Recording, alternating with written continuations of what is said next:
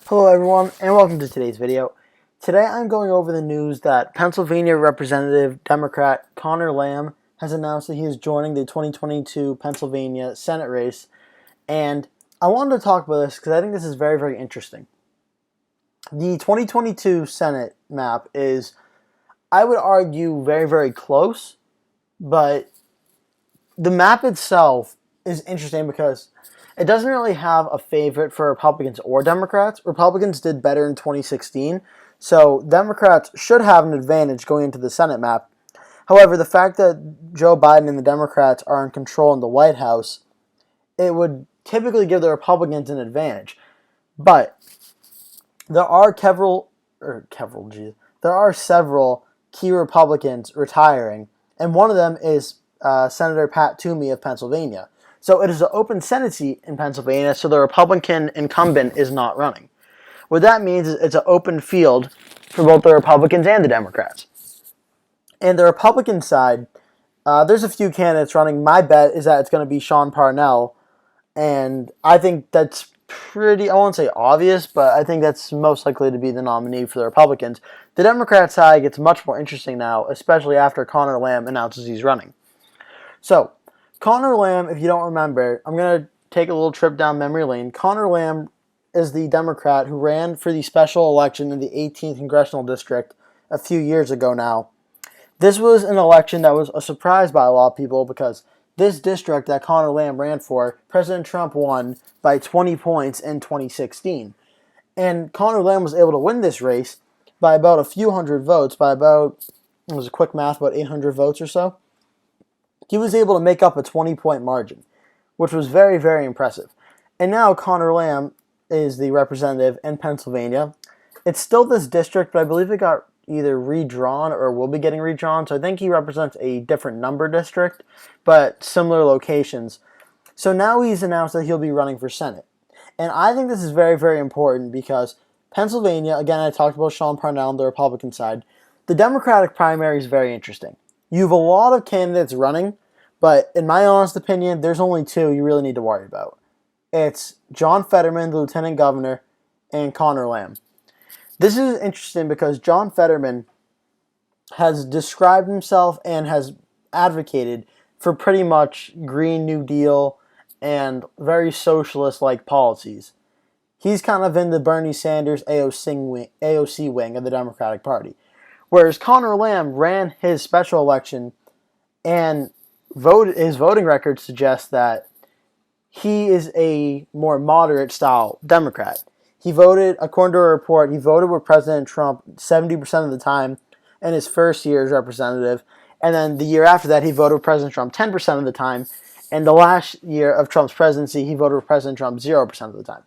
So Conor Lamb went from very conservative Democrat to voting with Trump literally never. So I can see the John Fetterman camp of the Democrats making the argument that Conor Lamb is a Republican Democrat.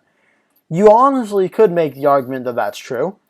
If you're basing off the last 2 years, you could argue that Conor Lamb might be more liberal than John Fetterman in terms of voting record in the last year. But Conor Lamb ran as a more moderate Democrat, and he holds a lot of moderate positions. And the main question will be, what do the Pennsylvania Democratic primary chooses? Because there have been some concerns that John Fetterman won't be able to win a lot of the suburban areas because of his socialist policies. And someone like Conor Lamb may be able to do a better job of winning these more suburban areas because the idea of having a non-socialist candidate, if anything a more moderate candidate, might make Democratic strategists feel more comfortable with their chances of flipping the state. However, that a lot of Democrats are also questioning the fact that when there's more socialist-like candidates, the voter turnout, especially among younger people, is much higher. So maybe the election might be closer, but you'll get more people to turn out. And we saw this, interestingly, with Nina Turner a few days ago in Ohio. The turnout was pretty high, but the socialist candidate Nina Turner did lose. So if it's John Fetterman versus Conor Lamb, it's going to be really, really close because both of these two are known statewide. You have a clear difference in policy, and it'll be very interesting to see what happens. You can make the argument that John Fetterman, Conor Lamb, you really could make the argument that we don't know which way this is going to go. When Conor Lamb announced, my initial thought was, well, I assume Conor Lamb's probably going to win. But hold on a minute. If John Fetterman, we've seen in Democratic primaries in the past, especially in the 2018 midterms, the more socialist-like Democrats were able to get a lot of turnout and ended up winning some of the primaries. Now, whether or not that went well for the general election, well, that's a different story. First, we're talking about the Democratic primary.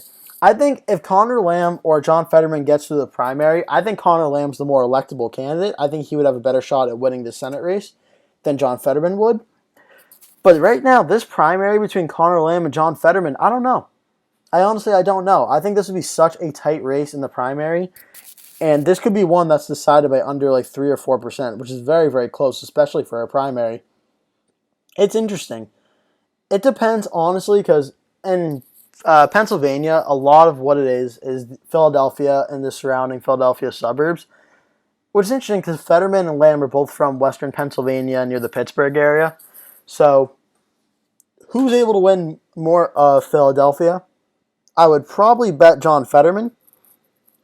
And then Conor Lamb would win the rural areas and the suburban areas. But this would be a very, very close, interesting primary to keep an eye on. I think Democrats, I honestly don't know who Democrats would rather have, Fetterman or Lamb. From a strategy perspective, I think Lamb would be the better choice. But from a turnout and enthusiasm perspective, maybe Fetterman might be the way to go. But, well, let me know what you think in the comments below, who you think will win the primary and who you think will be the better candidate. That was going to do it for today's video. Thank you so much for watching. Please remember to like the video and subscribe to the channel if you're new. If you're new to the channel, make sure you subscribe. If you're a returning subscriber, thank you for coming back. I really appreciate it. And that'll do it, and I'll see you in the next video.